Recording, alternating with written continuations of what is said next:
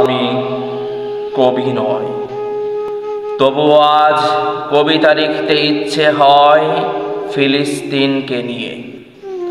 কাব্য সাজিয়ে ফিলিস্তিনকে আমার হৃদয়ে ধারণ করতে আজ খুব ইচ্ছে হয়।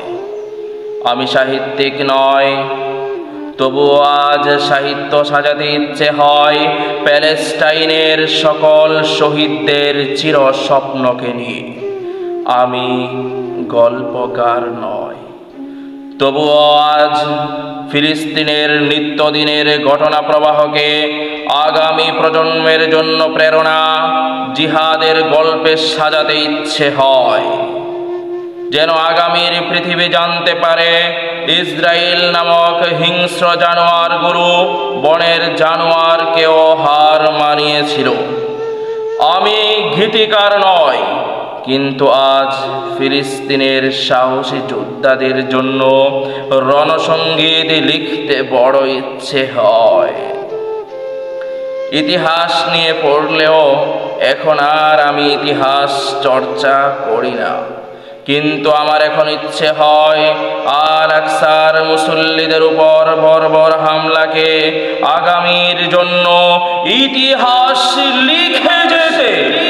ওহে বিশ্ববাসী, জেনে রেখো, বাবার হাতে রক্তাক্ত শিশুর কফিন, শহীদ বাবার কফিনের মিছিলে আহত শিশুর ছুটে চলা, এ যেন এক নির্মম পৃথিবীর আগমনী বার্তা।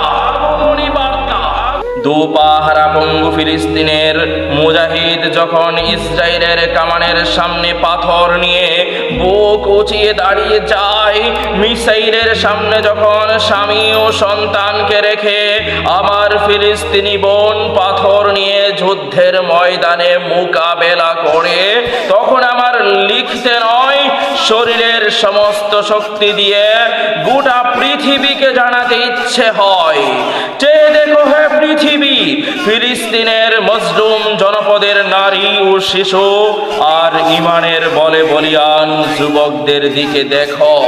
তারা জীবনের চেয়ে মৃত্যুকে বেছে নিয়েছে মসজিদুল আকসা আর স্বাধীন ফিলিস্তিনের বিনিময়ে। তাদের হৃদয়ে আজ কেবল ওই ফিলিস্তিন আর ফিলিস্তিন। রক্তের প্রতিটা কণিকায় আজ মসজিদুল আকসার আজানের ধ্বনি বাজে। শুনে রেখো হে অভিশপ্ত ইসরায়েল, আল্লাহ ছাড় দেন কিন্তু ছেড়ে দেন না। লক্ষ লক্ষ শহীদ ও গাজীর ত্যাগের বিনিময়ে আল আকসার বিজয় হবে ইনশাআল্লাহ। ফিলিস্তিন ফিরে পাবে তার পূর্ণ স্বাধীনতা ইনশাআল্লাহ। জীবনের শেষ রক্তবিন্দু দিয়ে হলেও আল আকসার বিজয় আসবেই, আসবেই, আসবেই ইনশাআল্লাহ।